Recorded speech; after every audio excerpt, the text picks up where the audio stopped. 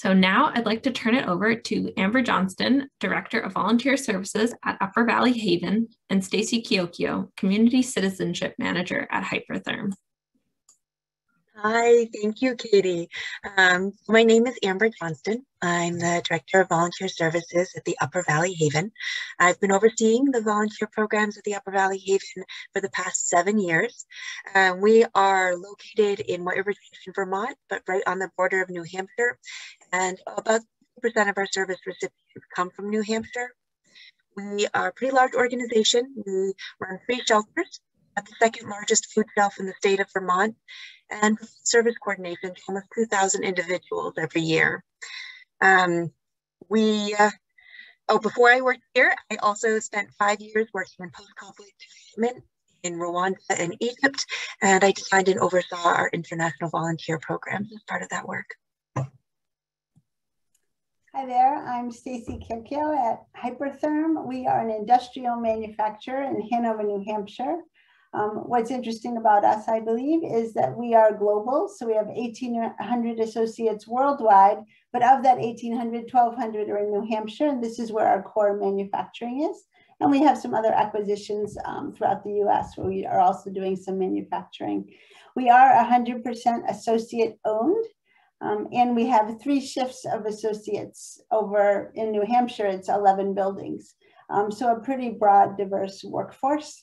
And I support our volunteer program where we have 32 hours annually of paid volunteer time. I also support our public foundation, which is known as the Hope Foundation. And then I work with other businesses and all the nonprofits in the community to kind of overcome some shared challenges and work together and partner, which is how Amber and I are doing this session today. So what we really want to do is kind of get a scope of who's in the room. So we're going to start off with 2 polling questions, which will help us with that. One is, are you working with a nonprofit organization or for-profit business? And then, has your organization continued involvement in volunteering during COVID? And so if people could please respond to those polling questions you see on the screen, that would be great.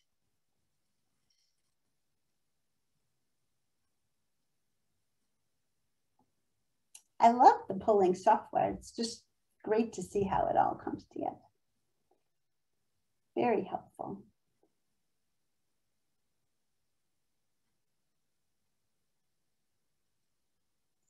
Still coming along. All right, looks like we've got, let's see, 80% voted. So give a couple more.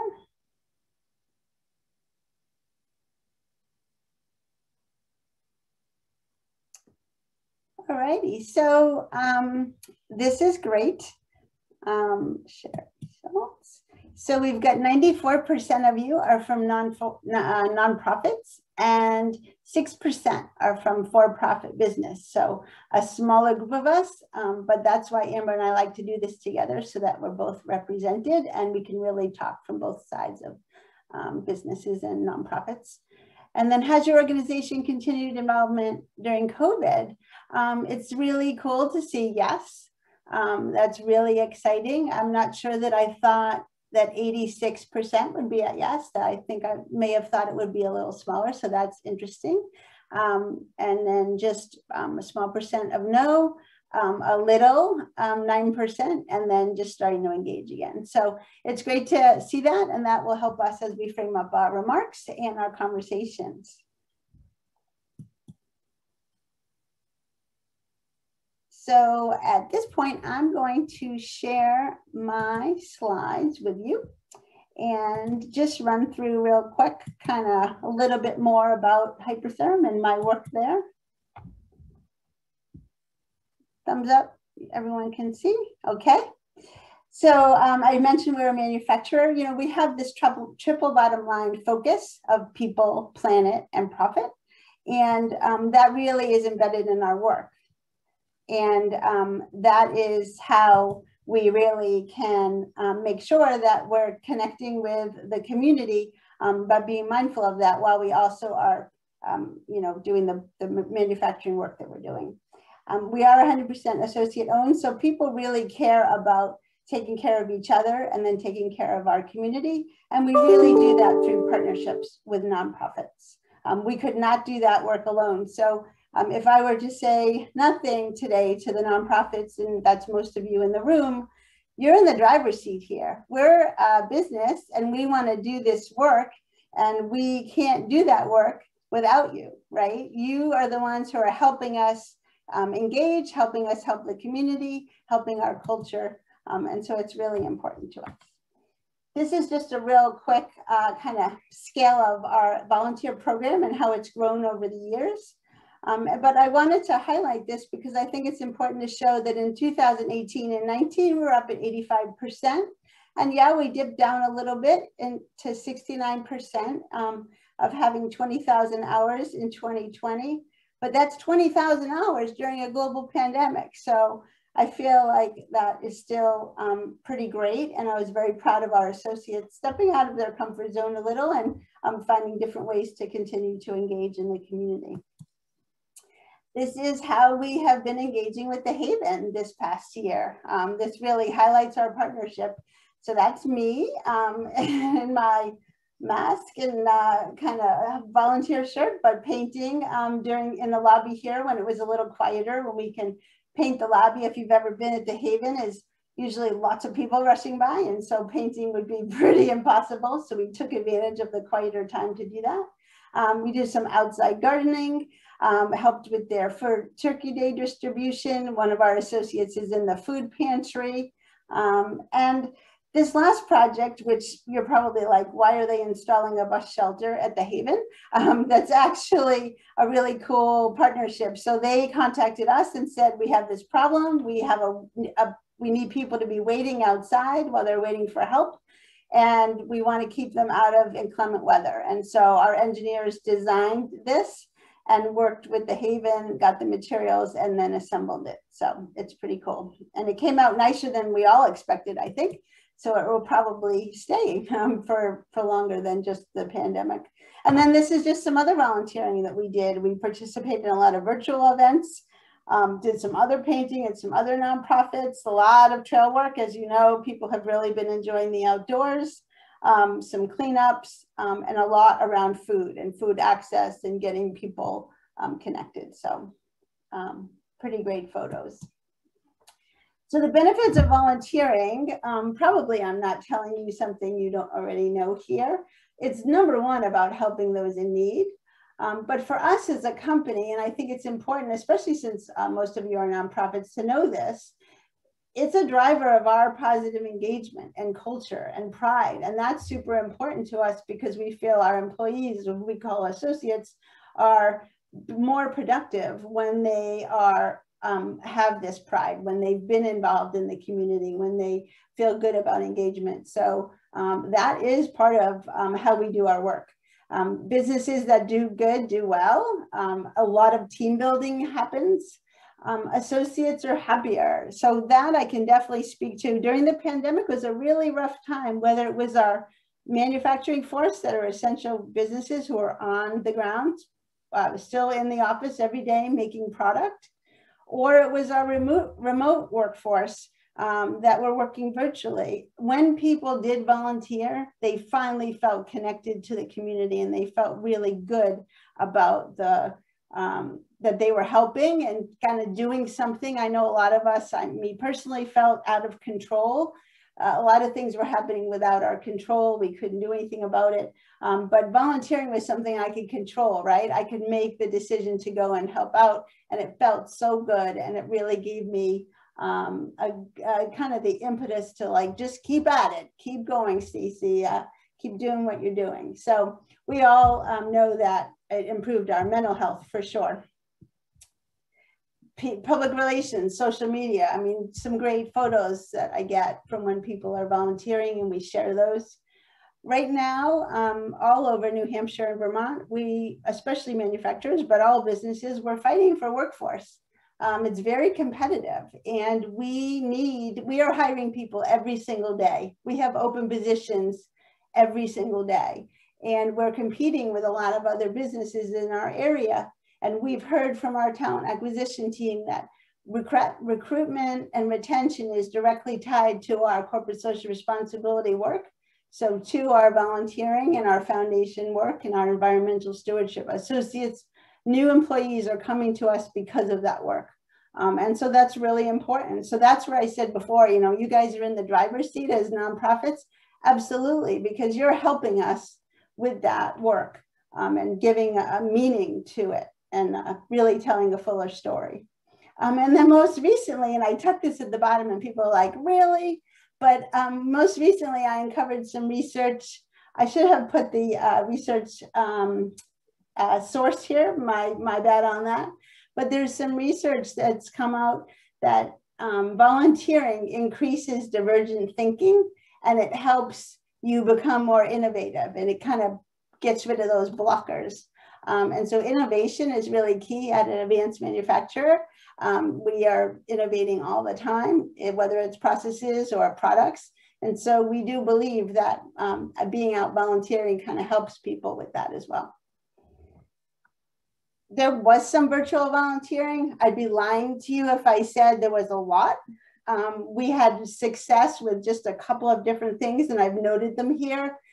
This Be My Eyes thing is cool. It's like Uber Eyes. You can get help through an app, Zooniverse. But honestly, it was the in-person volunteering. When it comes down to it, that's what people really want to do. They want to connect. So that's what I had. So I will stop sharing and Amber's going to jump in here. Thank you. I have to say it was great to see how many individuals had volunteer programs that were going. I'm really looking forward to our discussion side of it. Oh, I think it's going to go here, but I think I have to go backwards. 1 second. Perfect.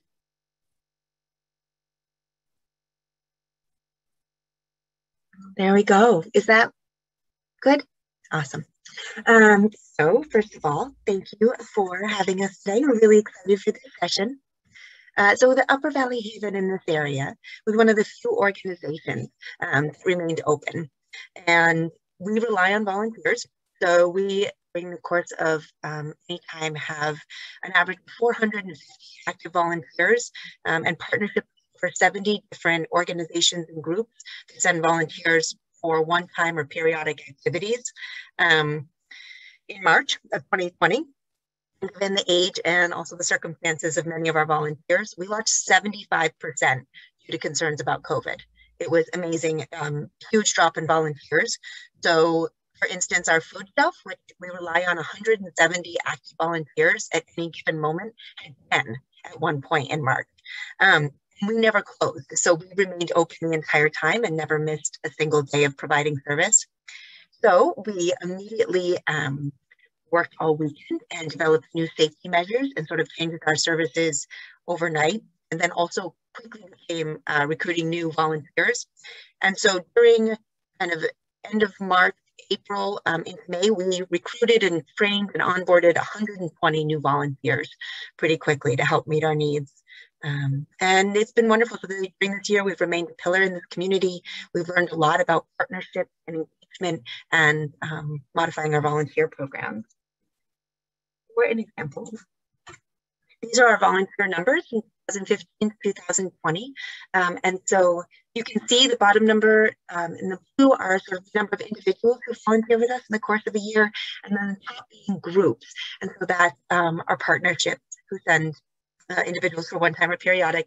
And what you'll notice for 2020 is the number of individual volunteers we really needed, a pretty close to the same number, but our group drastically dropped.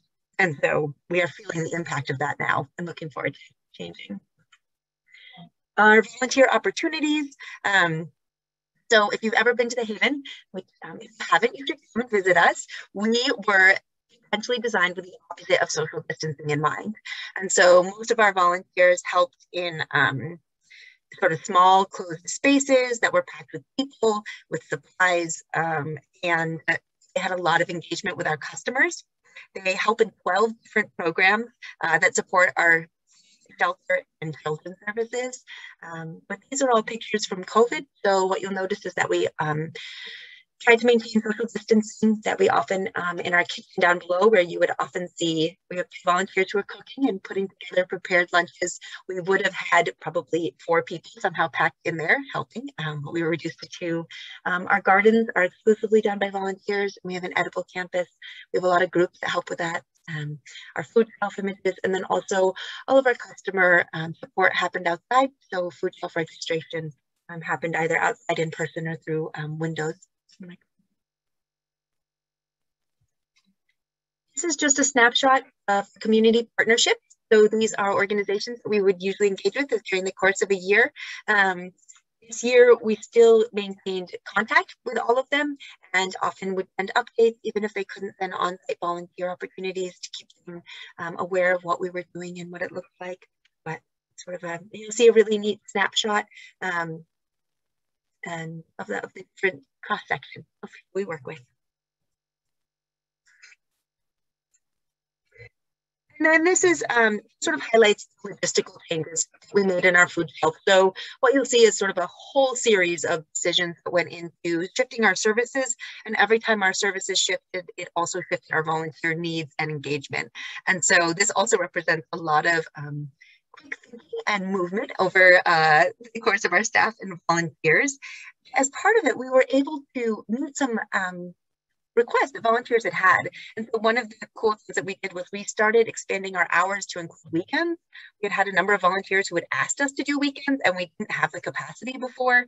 And then with this, we sort of had to rethink how we opened. And so now we have a very robust volunteer shifts on Sundays, which is pretty neat.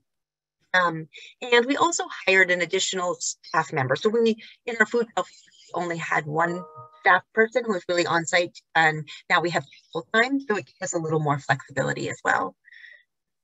Yeah, but you'll see that the shed and bus shelter constructed by Turner and Hypertherm is right on there. It was a huge assistance. Okay. Sharing. Yeah, so those are just a snapshot over some of the work we did. We learned, as I said, we just learned a ton over the course of the year, and we're really excited to have a discussion about it and hear sort of your thoughts and what would be helpful. And so, you talking to one another. We want this to be an engaging session.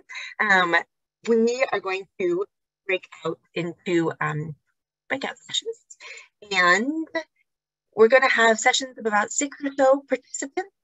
And we were going to ask questions in the chat, but what we're going to ask you to talk about is some of the biggest lessons you learned and strengths you identified over the course of the year. I'll be interested to hear what comes out. And then also the biggest challenges that you might be facing right now in either reviving your volunteer group or sort of adjusting new changes. So we also would like you to select a scribe for each breakout session, and we're going to have you share just 3 key results from each group in the chat when we come back together. So just to be prepared for that. And you might see either Stacey or I. We might stop into your breakout room, but ignore us. We are just popping in and just to sort of hear how things are going, but we do not want to disturb your conversation. So, and you will see the questions in the chat now, and we'll see you back in 20 minutes for breakout sessions. Thank you. All right, well, everyone's coming back. Thank you so much for taking that time together. Amber and I were chatting on the side through Teams about some of the great conversations that we heard. So what we love to do now, we have a good solid half an hour, and that was our intent. So I'm excited that we're on schedule.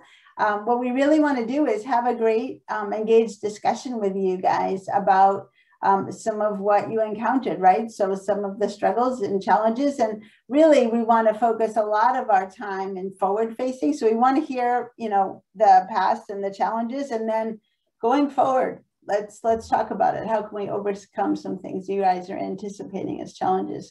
So I'm going to stop talking and give you a couple of minutes in the chat for the scribe, or it could be just anyone wants to put anything there, but we had intended on being the scribe to put some of the highlights from your group conversation. And then we will talk. So I will stop. And thank you for letting us pop in and out. It was such awesome conversation. It was really wonderful to hear all your thoughts. And I often thought how much knowledge there is in this room. And so we really also want this to be a space where if somebody asks a question and you have a really good idea or your organization worked through that, please feed that in. I mean, this is, when we do it in person, it's designed, it really is discussion designed. And so we're hoping to have that as much as possible today as well.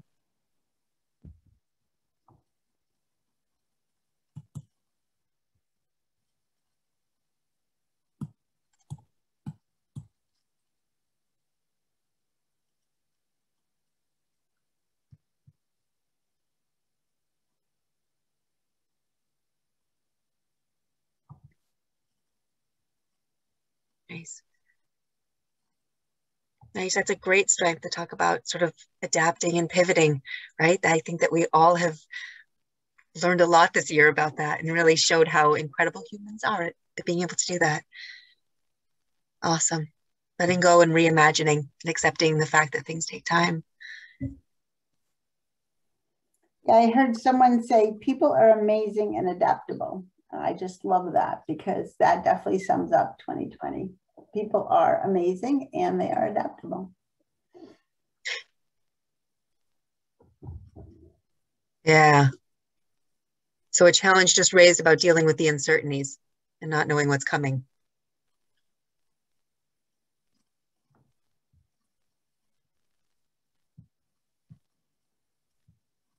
Kirk, you had some good thoughts about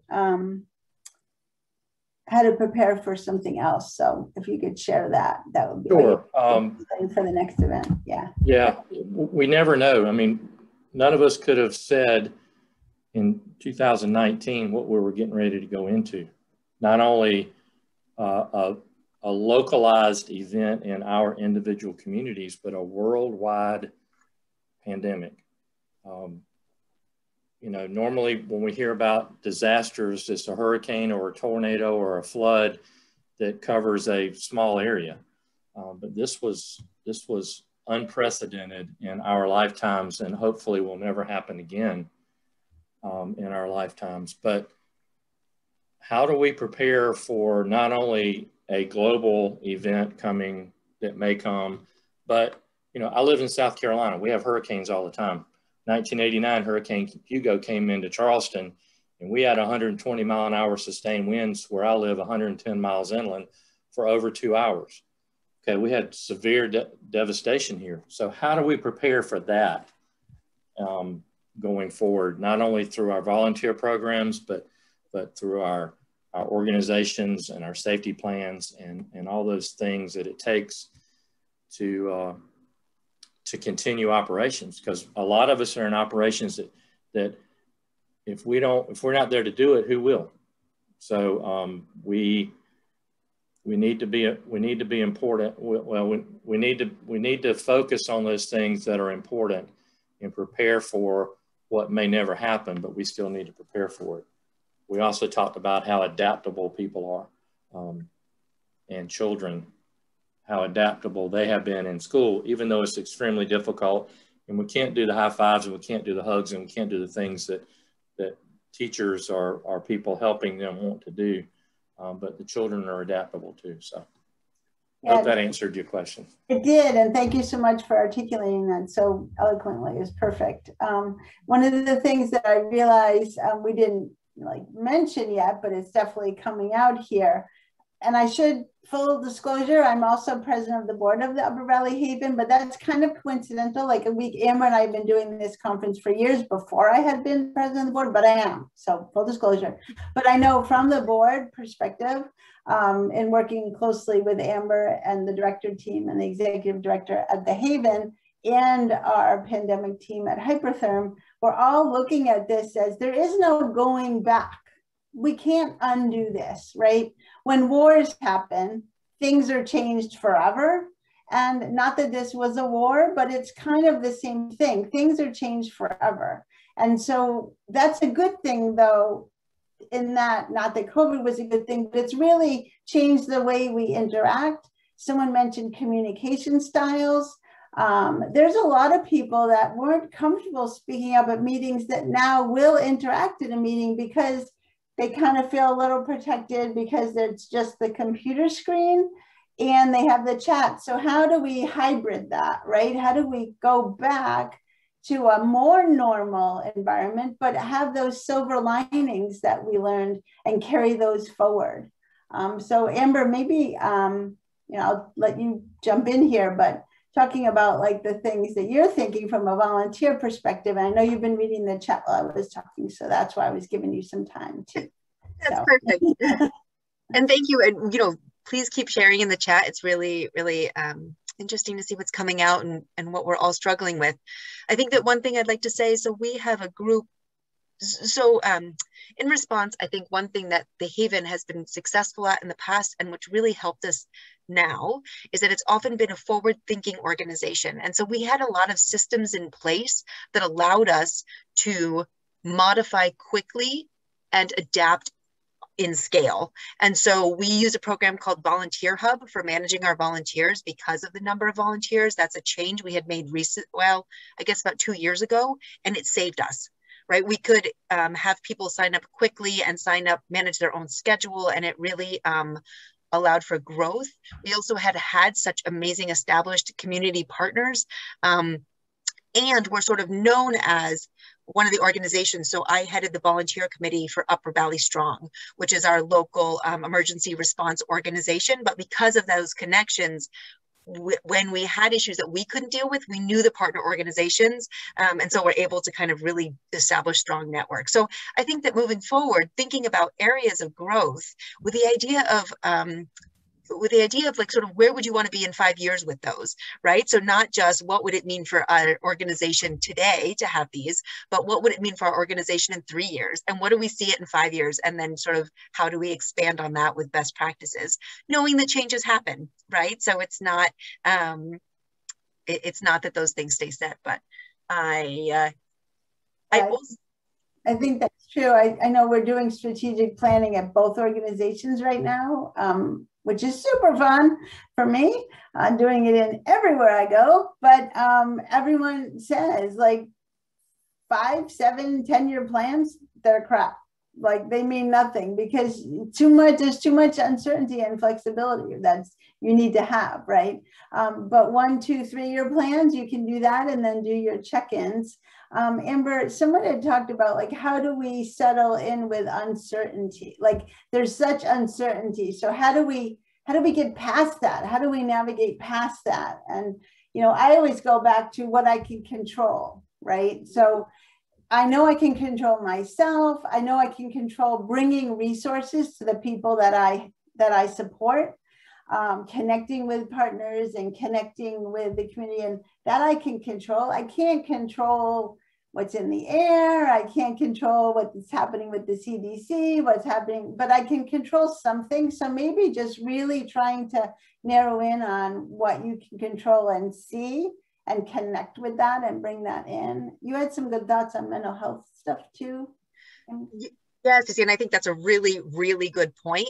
I also think that this has been a pretty largely traumatic event for a lot of individuals, and sort of honoring that we all not only have our workspaces, but our personal spaces around it, and just having a lot of kindness and forgiveness for ourselves and others is really, really important, and sort of honoring those.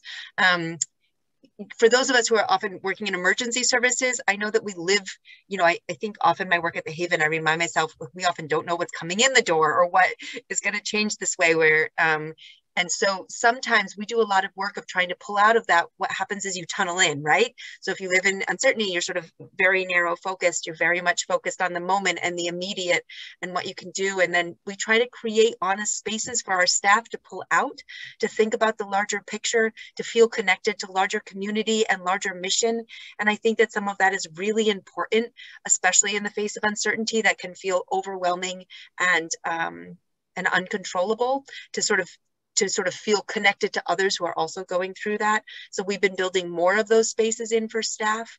I think it's also been really hard at some of the challenges that I heard from other groups were just the mental health of everybody. And a lot of our volunteers have been home. We had a lot of elderly population where we have one staff member who hasn't left her house in over a year now because of her, you know, her physical state. She really can't. She's really unable to.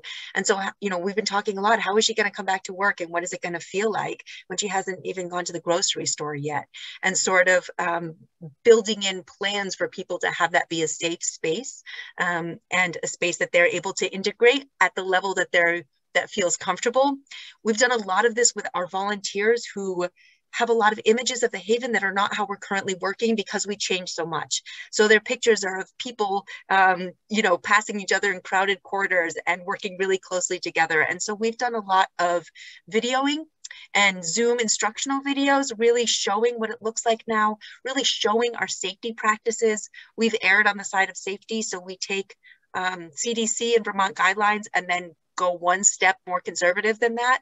And so we've been doing tons of health checks and tons of travel policies and tons of conversations. And we hired someone just to wipe down surfaces and continue that even when surfaces aren't quite as much, and really thinking about all of the components of safety, but then highlighting those to our volunteers who wouldn't necessarily know, and found that videoing was a nice way for them to sort of viscerally connect to it because they could see it and it had nice like replaced images.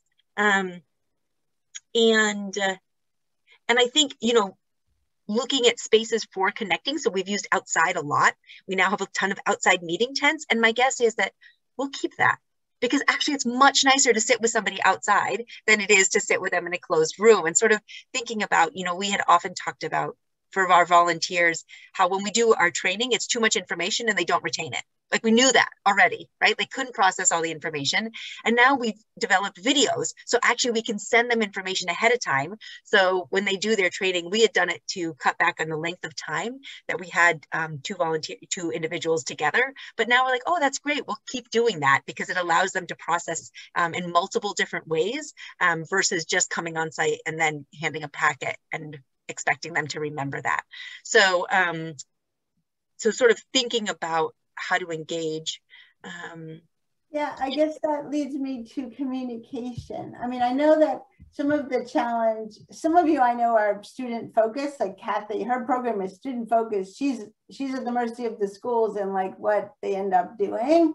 And the city year kid, you know, groups are tied to the students in schools and stuff. And so communicating with kids is obviously a little bit different than communicating with adults, but a lot of the volunteers are going to be adults. So thinking about different ways of communicating and how do you hear concerns and I don't know, I try to think about some of the things that we've done this year. A lot has been through video. You know, we asked people to submit questions. So we asked associates, what is anything on your mind? Like, what is any question you're worried about? And throughout the year, and they would submit questions, and then someone from our leadership team would respond to the questions through videos, just short ones, like 2 minutes long, and we would share those frequently. I know at the Haven, Michael started a huddle where he had kind of an open call, and sometimes the questions were really hard, but it was an open call, and he tried to do that. So does anyone have suggestions? Kelly, I'm thinking too, you know, you're from a larger organization, the American Cancer Society. Are there some things that people want to throw out there with communication and how you're working with volunteers a little bit differently and to be able to move forward, right? We're trying to move people forward. Sure. So it's funny, I was talking about communication in our small breakout, but what I was saying was a little bit different, but I'll share it anyway for the benefit of the group. But I was just saying how, for me, one of the strengths that I mentioned was our volunteer base is so passionate. So we've had to, you know, I've got a transportation program and a lodging program, and we had to put those on hold for the community aspects, the interaction with individuals. They're still on hold right now. Some are hoping to come back this summer. But so now it's been a year plus where our volunteers have not been doing what they love to do. So for me, the communication aspect is, I was saying, it was a balancing act. Every time I reach out, they're like, oh, an email from Kelly or a Facebook post from Kelly, because we have a Facebook group of volunteers. It must be that we're starting the program again. So then it would be like, oh, what do you have to say? What's the date the program opens? So for me, it's this balancing act of not over communicating because it gets them all excited. So I know that's kind of not exactly what you asked, but it's kind of one of the difficulties or challenges that I'm dealing with right now. So, you know, I've found a way and, you know, done different things in terms of phone calls and mixed the kinds of communications that I do with them, but I'm very cognizant of not over communicating because I feel like it's better to over communicate, but in this instance, I get them all excited and riled every time I reach out. So it's been a little difficult, but sort of that's been my challenge. I know it doesn't exactly answer your question, Stacey, but I thought it would be helpful for the group to hear. Yeah, no, absolutely. So I'm a wig bank volunteer at the Cancer Center and have not been doing that since, you know, February of 2020, and I miss it terribly. I miss being there with seeing the patients, helping them out. And so I've supplemented it with other things, but it is, yeah, it's definitely a gap. So I hear you there. Leslie had asked me a good question about any policies or best practices for us to like get people volunteering. So what I have found is that I've worked with people a lot more individually than I had in the past, just really trying to talk through what do you like to do and how can we get you doing that so you feel comfortable. We've never told people they couldn't volunteer, but people on their own had some decisions that they had to make with regards to comfort level. But what I've tried to say is, all of the organizations that are inviting you to volunteer with them, they're all following CDC protocols. They're all either masking or making sure that you're outside. They're all just as concerned about you coming into their organization as you might be going to their organization. And so we've really opened it up to personal discussion, but we've been promoting volunteering. And what I've been promoting lately is, these are all the places that are looking for us to help. Please look at the list and see where you feel comfortable. And I've had so many people come back to me and say, oh, I never thought of doing that. Like I never even knew about that opportunity, right? Because before they were like this with the one thing that they had been doing in the past. And now I'm saying, you know, there's a bunch of different things out there, check them out. And when they're looking at it, they're like, oh, well, the Kearsarge Indian Museum, they need painting outside. That feels like I could be comfortable doing painting outside. Yeah, you can. And so those kinds of things. So really getting people to think about their comfort level and then look at the opportunities and then make matches that way. And what I find is just getting people talking, you know, we have this thing at Hypertherm, Amber loves this, called the 5 whys. And so where it comes from is if you ask someone a question and, you know, you say, oh, hey, how come you never volunteer? Oh, yeah, I don't like to volunteer. Why? Why don't you like to volunteer? Well, you know, you want me to go sit by someone's bedside who's dying of cancer and hold their hand. I'm not comfortable doing that. Oh, well, do you know that there's actually other volunteer opportunities? So why wouldn't you want to try something else besides that? What do you mean besides that? Like, I thought that's what volunteering is. No. And then by the time you get to the 3rd or 4th why, you've really uncovered what the problem is and the challenge, and then you can overcome it. So we use the 5 whys all the time with all sorts of ways of getting people to overcome, you know, being negative on something, but I definitely use it with volunteering. So I would definitely stress that. And I know Amber we've kidded about that, but you never have to get to 5.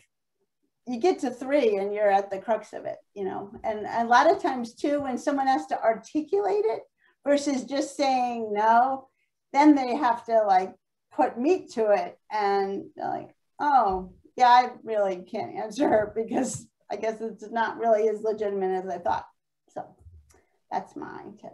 But Amber, suggestions on how to, I mean, you've been talking to some of your more senior or seasoned volunteers. How have you been handling those, getting them more comfortable? Yeah, and I have to say the 5 whys is amazing, and we use it now. Since Stacey started saying it, it has changed my life. And Leslie asked if it worked with kids, and I would have to say that my daughter gets so annoyed at me at saying why by the 3rd time that it often does. So it might be a different reason, but it helps. one thing I think is for me, these are often interrelated. And so I think that we see, and you probably do also, and I sort of heard this, that we have a mix of volunteers, and some are dying to come back, and some are really reticent to come back, but they sort of feel like they need it, but for whatever reason. And so it's been a real balance between managing both of those. And with such a large volunteer base, we have a pretty substantial group that falls into either one. And I was thinking about our conversation of uncertainty. And so one of the things we've done is really, we always had this as a priority, but we've now built in the systems to include volunteer voice and choice and impact on our programs. So for instance, we have a large tent and we do outside daily access to food, and we used volunteers last year. It was a new thing for us. We had 80 families a day coming through the tent. And this year when we did it, what we immediately did was design a survey that we sent out to our tent volunteers asking for their feedback on what did it look like? How did it feel? What changes could we make? Which parks worked? And then we made 8 different changes based on it, to everything from changing the volunteer shifts and times to providing a mat for them to stand on because it was just hard, and having a chair for when they needed to balance. So, and we, sort of redesigned a bunch of it. And then we fed back to them, hey, thanks for your input. Here's all the changes that, you're doing it. You are the experts in these services. And so that's been a real important, I think it's helped our volunteers feel comfortable coming back for a number of reasons. One, because what we're putting in place are service changes that help them do their job better. Right. And then also they know they have an impact and voice. And so we started a volunteer newsletter where one of the things we highlight every time is here's the changes that we made based on volunteer input, just to really encourage it. Because I think it's one thing to ask and even to make the changes, but if you don't tell people that you made those changes, then you aren't as likely to get more impact the next time. So, and then we sort of fed that out to all of our volunteers, like, here's why we made these changes. So that's been, I think, nice in terms of helping give our volunteers some control over what they're doing. It's made our programs better, and helped our customers get better services since our volunteers are often the ones doing those. Yeah. We also included our volunteers in our staff committees, and that's been pretty awesome. So we have staff-led committees on a number of different areas around the Haven, and we advocated to put volunteers on them since they are one of our important voices, and it's been a huge impact. And the other piece that I think I got really good at was advocating for what we needed. So just, you are the expert in your organization, and to go up and say, hey, listen, this is what we need in order to do our job better. What I found was our senior team, which I am a member of, but still, have to ask permission for, we're just absolutely awesome at saying, okay, if that's what you need, we will find a way of making this possible. And so I got really good at asking for things. I think before I would have been like, oh, I can do it without, but now I was like, no, we need to ask and just see what's possible. So those were a couple of suggestions that I had.